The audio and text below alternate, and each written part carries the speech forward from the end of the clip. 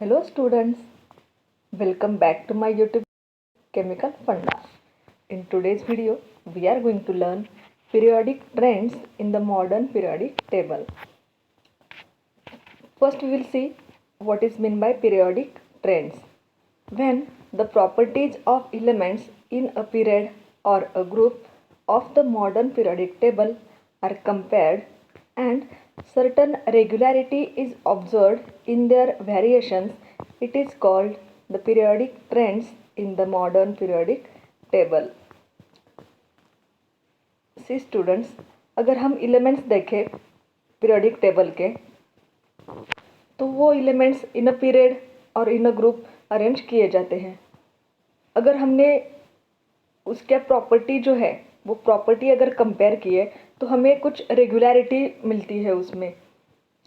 We are getting certain regularity in their variations and वो जो trend है कि कुछ एलिमेंट्स के बाद फिर से वो प्रॉपर्टी का रिपीट होना, उसे कहते हैं periodic trends in the modern periodic table. First property we are going to study is valency. First we will see what is meant by valency. Valency is the number of electrons that are lost or gained to complete the octet of outermost shell. Valency जो है वो होती है combining capacity of an element. मतलब उसे octet complete करने के लिए कितने इलेक्ट्रॉन चाहिए. कई बार होता है एटम वो इलेक्ट्रॉन लूज कर सकता है या फिर गेन कर सकता है. वो जो नंबर है that number is called as valency. अगर आप ग्रुप 1 में देखो तो hydrogen atom is having 1 electron in its outermost shell. Hydrogen required 1 more electron to complete it duplet. Therefore its valency is 1. अगर आप लिथियम में देखो उसके पास इलेक्ट्रॉन्स है 2 1. अभी ये लिथियम को ऑक्टेट कंप्लीट करने के लिए चाहिए 7 electrons. For lithium it is easier to lose this electron than to gain 7 electrons. उसे एक इलेक्ट्रॉन लूज करना ईजी होगा than to gain the 7 electrons. Therefore valency of lithium is 1. Similarly, valency of sodium is also 1. तो in a group valency remains same. अगर आप period में देखो, if you will consider second period elements, lithium की valency है 1. Calcium के पास outer most shell में carbon जो है, कार्बन के पास अगर आप देखोगे तो 6 इलेक्ट्रॉन्स है. They are distributed as 2 4. तो carbon requires 4 more electron to complete it octet, or carbon has to lose these 4 electrons. Therefore valency of carbon is 4. अब फ्लोरीन का देखो, फ्लोरीन का एटॉमिक नंबर है 9. इसका इलेक्ट्रॉनिक कॉन्फ़िगरेशन है 2 7. तो फ्लोरीन को अभी एक और इलेक्ट्रॉन चाहिए टू कंप्लीट इट्स ऑक्टेट. तो वैलेंसी कितनी है फ्लोरीन की? It's valency is 1. Across a period, valency first increases and then decreases. There is no change going down a group. अभी हमने देखा, अगर हम पीरियड में देखें from left to right, valency first increases and then decreases. And group में देखोगे तो there will be no change in a valency in a group. हम कुछ पहले 20 एलिमेंट का देखते हैं कि उसकी वैलेंसी क्या है. For hydrogen it is 1. helium it is 0. then lithium it is 1. Next slide में देखते हैं. हाइड्रोजन जो है उसकी वैलेंसी है 1, हेलियम की 0, lithium 1 2, beryllium, boron 3, carbon 4, nitrogen 3, oxygen 2, fluorine 1. Carbon का अभी हमने देखा इलेक्ट्रॉनिक कॉन्फ़िगरेशन है 2 4, इसलिए उसे 4 इलेक्ट्रॉन्स चाहिए. उसकी वैलेंसी है 4. नाइट्रोजन का एटॉमिक नंबर है 7. तो उसका इलेक्ट्रॉनिक कॉन्फ़िगरेशन है 2 5. तो नाइट्रोजन को कितने इलेक्ट्रॉन चाहिए ऑक्टेट कंप्लीट करने के लिए? 8 इलेक्ट्रॉन होने के लिए नाइट्रोजन को अभी चाहिए 3 more इलेक्ट्रॉन्स. इसके लिए उसकी वैलेंसी है 3. ऑक्सीजन के पास 8 इलेक्ट्रॉन्स है, तो ऑक्सीजन का देखोगे आप तो इलेक्ट्रॉनिक कॉन्फ़िगरेशन आएगा 2 6। तो ऑक्सीजन को कितने इलेक्ट्रॉन चाहिए ऑक्टेट कंप्लीट करने के लिए? 2। इसके लिए ऑक्सीजन की वैलेंसी है 2। फ्लोरीन का एटॉमिक नंबर है 9, उसके पास है 2 एंड 7 इलेक्ट्रॉन्स। फ्लोरीन को कितने इलेक्ट्रॉन चाहिए ऑक्टेट कंप्लीट करने के लिए? 1, उसकी वैलेंसी है 1। और नियॉन के पास कितने इलेक्ट्रॉन है? 10, सो 2 एंड 8। तो उसका ऑलरेडी ऑक्टेट कंप्लीट है, उसे अभी इलेक्ट्रॉन नहीं चाहिए और वो इलेक्ट्रॉन लूज भी नहीं करेगा for the completion of octet. इसके लिए उसकी वैलेंसी है 0। अगर आप ट्रेंड देखो, while going from left to right valency increases from 1 to 4 and then decreases from 4 to 0। यहाँ से 0 नियॉन तक, कार्बन से नियॉन तक डिक्रीज होती है और लिथियम से कार्बन तक इंक्रीज होती है। अगर आप ग्रुप में देखो, कोई भी ग्रुप में वैलेंसी सेम ही है। फर्स्ट ग्रुप के लिए 1, सेकेंड ग्रुप के लिए 2, अब 14 ग्रुप देखो उसके लिए 4, 15 ग्रुप के लिए 3, 16 के लिए 2 and so on. So you should remember, as we are moving from left to right, valency first increases and then decreases, and in a group from top to bottom valency remains same। So next trend देखते हैं हम, atomic size। Atomic size of an atom is indicated by its radius। atomic size जो है वो हमेशा atomic radius से ही indicate की जाती है। What is atomic radius? It is the distance between the nucleus of the atom and its outermost shell। कोई भी एटम का न्यूक्लियस एंड उसकी जो आउटर मोस्ट शेल है, ये न्यूक्लियस का सेंटर और ये आउटर मोस्ट शेल, इसमें जो डिस्टेंस है उसे हम कहते हैं atomic radius. Atomic radius is measured in a unit picometer. 1 picometre is equal to 10⁻⁻12 meter. Picometer उसे हम पीएम यूनिट से डिनोट करते हैं। जैसे हम मीटर को एम लिखते हैं, नैनोमीटर को एनएम लिखते हैं, पिकोमीटर को हम पीएम लिखते हैं। 1 picometre is equal to 10⁻12 metre. देखो एटॉमिक रेडियस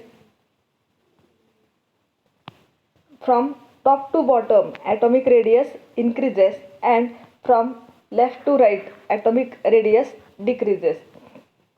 आप लेफ्ट टू राइट देखो atomic radius डिक्रीज होती है एंड टॉप टू बॉटम को जाइए atomic radius इंक्रीज होती है। ऐसे क्यों होता है?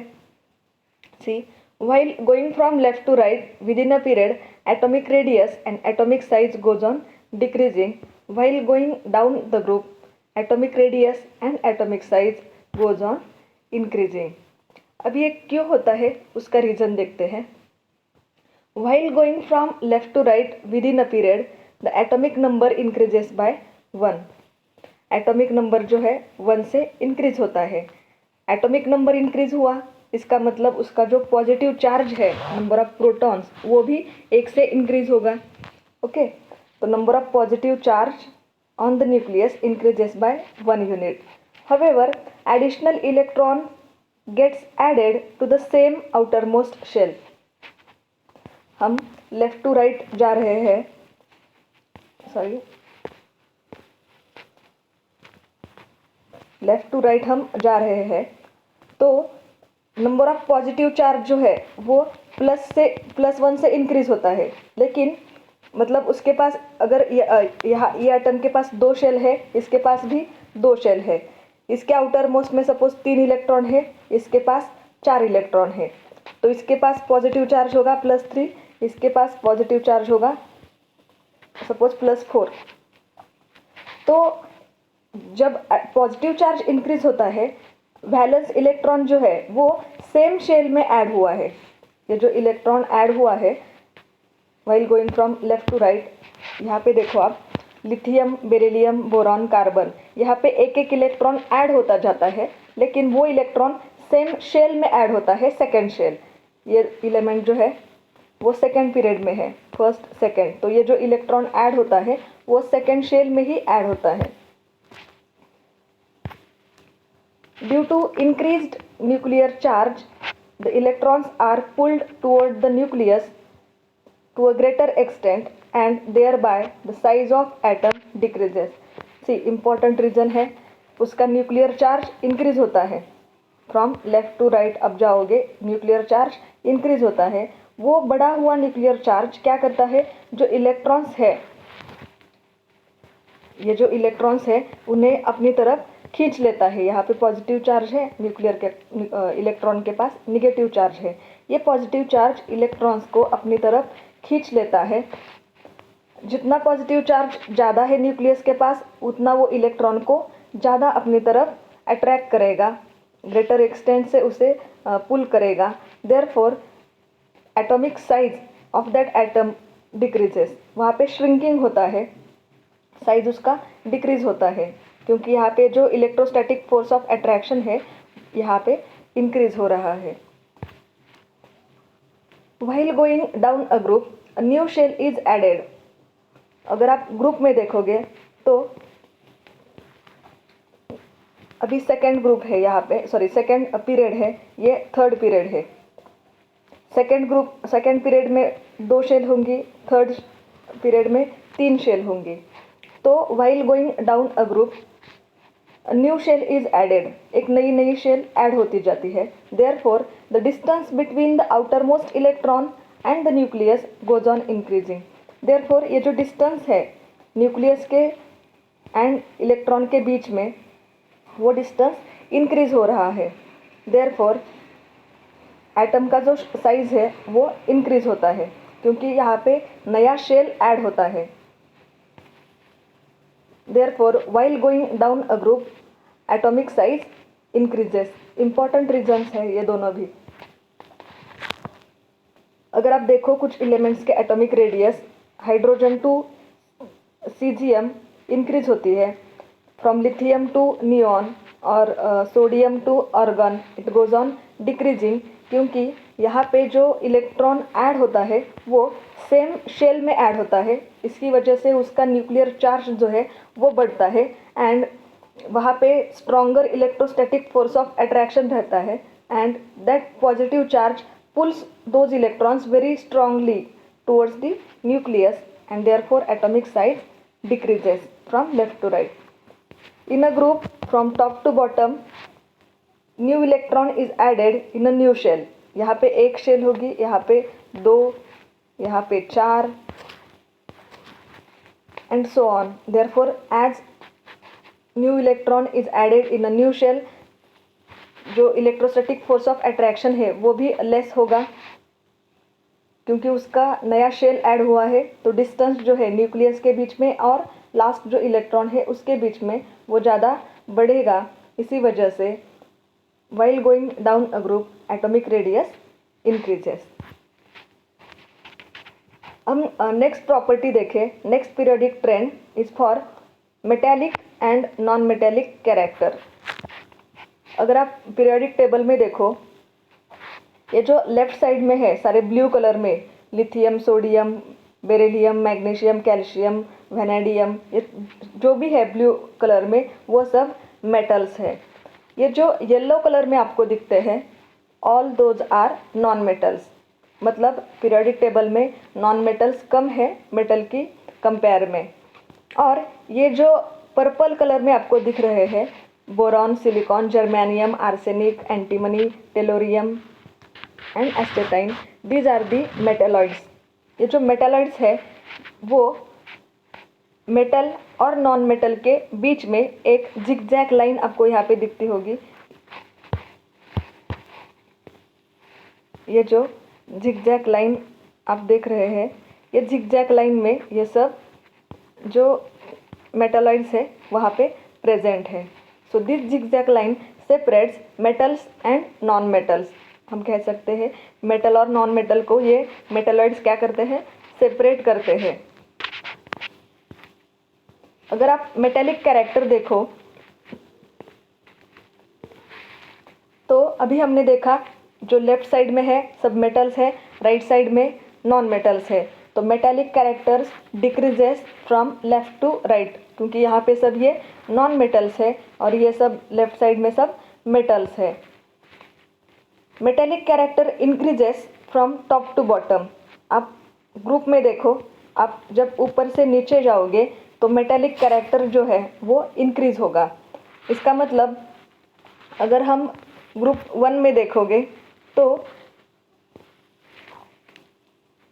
ग्रुप 1 में सबसे लास्ट एलिमेंट्स कौन सा है, यहाँ पे फ्रांसियम है। तो this francium is the most metallic element in the periodic table. But ये जो फ्रांसियम है वो नेचुरली ऑकर्ड और नेचुरली ऑकरिंग एलिमेंट नहीं है, उसे हम आर्टिफिशियली या सिंथेटिकली प्रिपेयर करते हैं। तो naturally occurring metallic element, most metallic element कौन सा है फिर, सीजियम, और पूरे पीरियोडिक टेबल में देखो तो फ्रांसियम है। अभी मेटेलिक कैरेक्टर आप लेफ्ट से राइट जाओगे तो डिक्रीज होता है। तो सबसे लिस्ट मेटेलिक कौन सा है, फ्लोरीन, क्योंकि left to right metallic character decrease होता है and top to bottom also decrease होता है। तो ये जो फ्लोरीन है it is the least metallic element in the periodic table and most metallic is francium, क्योंकि top to bottom metallic character increase होता है and right to left also increase होता है। तो ये जो फ्रांसियम है it is the most metallic element in the periodic table. So from going right to left metallic character यहाँ पे इंक्रीज हो रहे हैं and left to right non metallic character बढ़ते हैं। अपोजिट है, यहाँ पे सब लेफ्ट साइड में सब मेटल्स है एंड राइट साइड में सब नॉन मेटल्स है। तो नॉन मेटेलिक कैरेक्टर जो है left to right increases, non metallic character right to left, left to right increases and metallic character जो है वो राइट टू लेफ्ट इंक्रीज होते हैं, क्योंकि लेफ्ट साइड में सब मेटल्स है, राइट साइड में सब नॉन मेटल्स है। अगर आप देखो कोई भी जब बॉन्ड फॉर्म होता है आयोनिक बॉन्ड में, हमें दो आयन्स मिलते हैं, कैटायन एंड एनायन। अभी ये कैटायन एंड एनायन कैसे फॉर्म होते हैं देखते हैं। कोई भी आप न्यूट्रल एटम ले लो, अगर वो एटम ने इलेक्ट्रॉन लूज किए, when any atom loses electron it forms cation. यहाँ पे 3 इलेक्ट्रॉन है, यहाँ पे आपको 2 इलेक्ट्रॉन दिखते हैं, लेकिन पॉजिटिव चार्ज उसके पास, यहाँ पे 3 पॉजिटिव चार्ज 3 निगेटिव चार्ज, इसके लिए ये न्यूट्रल है। ये जो एटम है न्यूट्रल है एंड यहाँ पे पॉजिटिव चार्ज 3 है, निगेटिव चार्ज 2 है। इसका मतलब इसके पास एक पॉजिटिव चार्ज ज़्यादा है, इसीलिए उसका टोटल चार्ज +1, और इसे हम प्लस भी लिख सकते हैं। तो इसी तरह से कैटायन फॉर्म होता है। Generally in ionic compounds cation is form a metal, और ये जो कैटायन फॉर्म होता है वो हमेशा मेटल से हमें मिलता है, और मेटल एलिमेंट है उसमें से जब इलेक्ट्रॉन लूज होते हैं तो हमें कैटायन फॉर्म होता है। अभी ये जो एनायन है वो कैसे फॉर्म होता है, व्हेन अ नॉन मेटल और any neutral atom gain electron then it forms anion. अभी आप देखो ये न्यूट्रल एटम, इसके पास 3 पॉजिटिव चार्ज है एंड 3 निगेटिव चार्ज है, तो ये न्यूट्रल है। अभी अगर उसने एक इलेक्ट्रॉन गेन किया तो उसके पास पॉजिटिव चार्ज कितना बचेगा, +3, लेकिन उसका जो निगेटिव चार्ज है वो 1 से इंक्रीज होगा, तो उसका टोटल ओवरऑल चार्ज ये +3 और ये -4 न्यूट्रलाइज होके बचेगा -1। इन ionic compounds anion is form a non metal. Generally जो नॉन मेटल्स है वो एनायंस फॉर्म करते हैं, मेटल्स कैटायंस फॉर्म करते हैं। अगर आप एग्जांपल देखो NaCl का, NaCl, Na+ and Cl-। Na क्या है, Na+ cation, Cl- is a anion. This sodium cation is form from the element sodium which is metal and chlorine anion is formed from chlorine which is non metal। तो ये जो anions है वो non metal से form होते हैं and cations जो है वो मेटल से फॉर्म होते हैं। Metal atoms have a tendency to form a cation by losing its valence electron. This property is called electropositivity of an element. ये जो मेटल एटम्स है वो क्या करते हैं? दे forms cation by losing its valence electron. उनके पास जो valence electrons है उन्हें लूज करते हैं और स्टेबल इलेक्ट्रॉनिक कॉन्फ़िगरेशन फॉर्म करते हैं. एंड दिस प्रॉपर्टी, ये जो प्रॉपर्टी है इलेक्ट्रॉन लूज करने की, उसे हम कहते हैं electropositivity. Non-metal has a tendency to form an anion by accepting electrons from outside into its valence shell. ये जो नॉन मेटल होते हैं उनकी टेंडेंसी क्या होती है? They accept electrons from the outside into their valence shell to complete their octet to become stable. वो क्या करते हैं? इलेक्ट्रॉन एक्सेप्ट करते हैं. All the electrons in any atom are held by the attractive force exerted on them by the positively charged nucleus. आप कोई भी atom ले लो, एटम में ये जो पॉजिटिव चार्ज है और यहाँ पे जो इलेक्ट्रॉन होते हैं सराउंडिंग, ये जो इलेक्ट्रॉन्स है कोई भी एटम के, they are held by attractive force exerted on them. ये पॉजिटिवली चार्ज न्यूक्लियस क्या करता है? एक फोर्स जो है, फोर्स ऑफ अट्रैक्शन एक्सर्ट करता है ये निगेटिवली चार्ज इलेक्ट्रॉन्स की तरफ. इसके लिए ये जो इलेक्ट्रॉन्स है दे हेल्ड, वो क्या करते हैं? न्यूक्लियस से अटैच रहते हैं by the strong force of attraction. When an atom has 3 or fewer valence electron, it loses this electron to form a cation and gain stable electronic configuration. जब कोई भी एलिमेंट के पास 3 या 3 से कम इलेक्ट्रॉन है तो वो एटम क्या करेगा? वो इलेक्ट्रॉन को लूज करेगा और इलेक्ट्रॉन लूज होने के बाद क्या फॉर्म होता है? Cation. When an atom has 5 or more than valence electrons, they may accept electrons to form anion and gain stable electronic configuration. जब कोई एटम के पास, किसी एटम के पास 5 या उससे ज़्यादा इलेक्ट्रॉन्स होते हैं, वैलेंस इलेक्ट्रॉन्स, तो वो क्या करता है? और इलेक्ट्रॉन एक्सेप्ट करके स्टेबल इलेक्ट्रॉनिक कॉन्फ़िगरेशन फॉर्म करना चाहता है of 8 electrons. The tendency of an atom to lose the valence electrons to form a cation is called electropositivity. अभी हमने देखा इलेक्ट्रोपॉजिटिविटी क्या है. तो tendency of elements to lose the valence electrons to form a cation, and this electropositivity is nothing but metallic character of element. जितनी आसानी से वो इलेक्ट्रॉन लूज करेगा उसका उतना मेटालिक कैरेक्टर ज़्यादा होगा. जितना आसानी से इलेक्ट्रॉन्स लूज करता है उसका उतना मेटालिक कैरेक्टर ज़्यादा होगा. As a combined effect of number of valence electrons and effective nuclear charge, metal have a tendency to lose the valence electrons. उसके जो वैलेंस इलेक्ट्रॉन्स है एंड इफेक्टिव न्यूक्लियर चार्ज जो है मेटल के ऊपर, उसकी वजह से मेटल की टेंडेंसी क्या होती है? इलेक्ट्रॉन्स लूज करने की. What is effective nuclear charge? See, the effective nuclear charge is the net positive charge experienced by an electron in a polyelectronic atom. कोई भी polyelectronic, poly मतलब more than 1 और more than 2, जिसके पास electrons है, वो electrons के ऊपर जो पॉजिटिव चार्ज है न्यूक्लियस में, ये जो न्यूक्लियस है उसके पास जो टोटल पॉजिटिव चार्ज है और ये चार्ज जो है वो ये इलेक्ट्रॉन के ऊपर कुछ फोर्स ऑफ अट्रैक्शन एक्सर्ट करता है. तो ये जो नेट पॉजिटिव चार्ज है उसे हम कहते हैं इफेक्टिव न्यूक्लियर चार्ज. तो ये जो इलेक्ट्रॉन है ये कितना ये चार्ज एक्सर्ट करता है उसके ऊपर, एक्सपीरियंस करता है, उसे हम कहते हैं effective nuclear charge. See, suppose here this is positively charged nucleus and this is electron of our interest. ये इलेक्ट्रॉन क्या होगा? ये न्यूक्लियस के पास अट्रैक्ट होगा. Okay, this is positively charge nucleus and this is our electron. अभी ये electron के बाहर भी कुछ इलेक्ट्रॉन्स होंगे वैलेंस शेल में. तो ये जो बीच में से इलेक्ट्रॉन है जो कि वैलेंस शेल से पहले है, वो ज़्यादा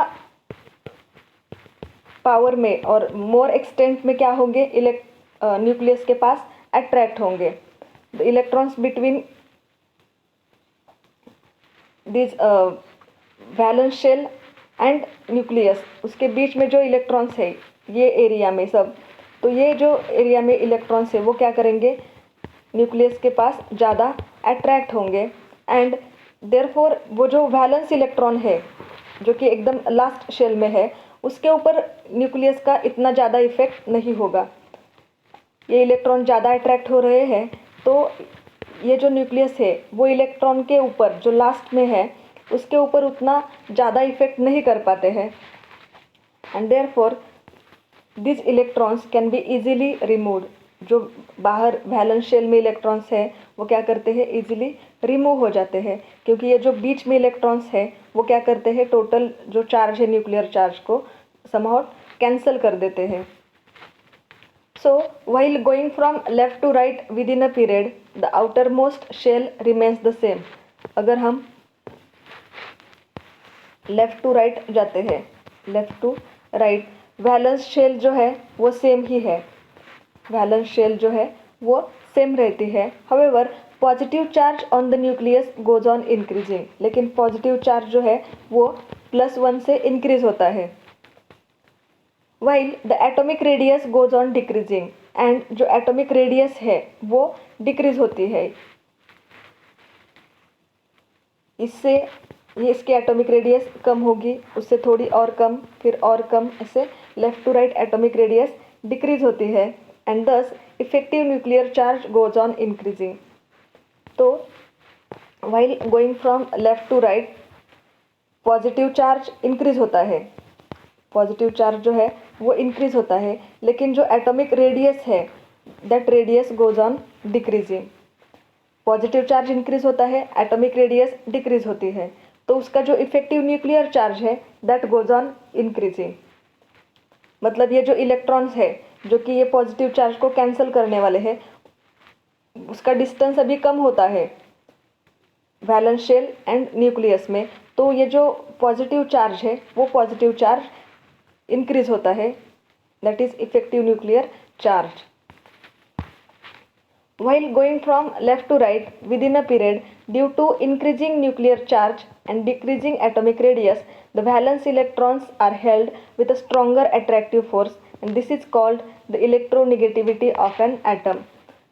जब हम लेफ़्ट टू राइट जा रहे हैं तो न्यूक्लियर चार्ज इंक्रीज होता है एंड एटॉमिक रेडियस और एटॉमिक साइज डिक्रीज होती है। देयरफॉर ये जो वैलेंस इलेक्ट्रॉन्स है अभी साइज कम होती है, तो ये जो वैलेंस इलेक्ट्रॉन्स है they are held with stronger attractive force. इनमें जो डिस्टेंस है वो डिस्टेंस कम होता जाता है, तो उनके बीच में जो फोर्स ऑफ अट्रैक्शन है that force of attraction increases. And ये जो फोर्स ऑफ अट्रैक्शन है due to increasing nuclear charge and decreasing atomic radius, उसे हम कहते हैं इलेक्ट्रोनिगेटिविटी ऑफ एन एटम। मतलब कितनी आसानी से वो इलेक्ट्रॉन को होल्ड करता है, उसे हम कहते हैं electronegativity of an atom. The tendency of an element to form anion और the electronegativity is the non metallic character of an element. अभी पहले हमने देखा कि tendency of an element to form cation और इलेक्ट्रोपॉजिटिविटी जो है और tendency of formation of cation है उसे हम कहते हैं मेटेलिक कैरेक्टर। उसके अपोजिट में tendency of an element to form anion form करने की टेंडेंसी या फिर नॉन मेटेलिक जो कैरेक्टर है वो हमें इलेक्ट्रोनिगेटिविटी जो है एटम की, उसे ही हम उसका नॉन मेटेलिक कैरेक्टर रिलेट कर सकते हैं। जितनी tendency of an element to form anion, जितनी आसानी से वो इलेक्ट्रॉन को एक्सेप्ट करेगा उतना ज़्यादा उसका इलेक्ट्रोनिगेटिविटी होगा और उतना ही ज़्यादा उसका नॉन मेटेलिक कैरेक्टर होगा। जितनी ज़्यादा इलेक्ट्रोपॉजिटिविटी या फिर इलेक्ट्रोनिगेटिविटी रहती है उतनी ही हाइयर वो एलिमेंट्स की रिएक्टिविटी रहती है। आइए एक बार फिर से रिवाइज करते हैं। एटॉमिक रेडियस जो है atomic radius while going from left to right across a period.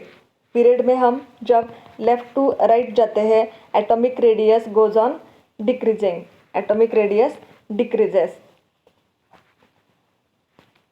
जब हम लेफ्ट टू राइट जाते हैं it increases the electronegativity and non metallic character. जब हम लेफ्ट टू राइट जाते हैं इलेक्ट्रॉन एक्सेप्ट करने की टेंडेंसी, इलेक्ट्रॉन को एक्सेप्ट करने की टेंडेंसी है वो बढ़ती है और उसकी वजह से इलेक्ट्रोनिगेटिविटी भी उसकी ज़्यादा होती है एंड नॉन मेटेलिक कैरेक्टर भी ज़्यादा होता है.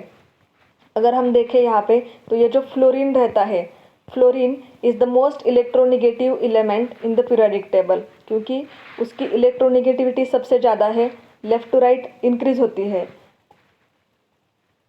तो फ्लोरीन की सबसे ज़्यादा इलेक्ट्रोनिगेटिविटी है एंड ज़्यादा नॉन मेटेलिक कैरेक्टर भी है. अगर हम लेफ़्ट टू राइट जाते हैं तो इलेक्ट्रोनिगेटिविटी बढ़ती है और इलेक्ट्रोपॉजिटिविटी जो है वो कम होती है. इलेक्ट्रोपॉजिटिविटी किन के पास ज़्यादा है? मेटल्स के पास ज़्यादा है. यहाँ पे सब नॉन मेटल्स है तो इलेक्ट्रोपॉजिटिविटी जो है वो decreases while going from left to right. Metallic character also decreases, क्योंकि ये सब नॉन मेटल्स है यहाँ पे तो उनका मेटेलिक कैरेक्टर ऑब्वियसली कम ही होगा. तो मेटल्स का मेटेलिक कैरेक्टर ज़्यादा ही रहता है. while going from left to right metallic character decreases.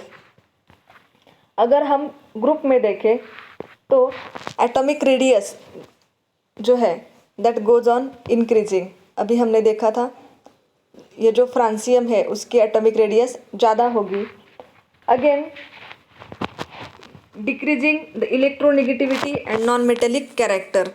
जब हम ग्रुप में नीचे जाते हैं तो उसकी जो इलेक्ट्रोनिगेटिविटी है वो कम होती है, क्योंकि उसका जो साइज़ है, size of atom goes on increase, therefore electronegativity goes on decreasing. Electronegativity कम होती है तो उसका नॉन मेटेलिक कैरेक्टर भी कम होता है, क्योंकि वो दोनों डायरेक्टली प्रोपोर्शनल है. एंड जब हम टॉप टू बॉटम जाते हैं इन अ ग्रुप इलेक्ट्रोपॉजिटिविटी जो है वो इंक्रीज होती है. लेफ्ट अगर हम टॉप टू बॉटम जाए तो electropositivity goes on increasing and metallic character भी इंक्रीज होते हैं.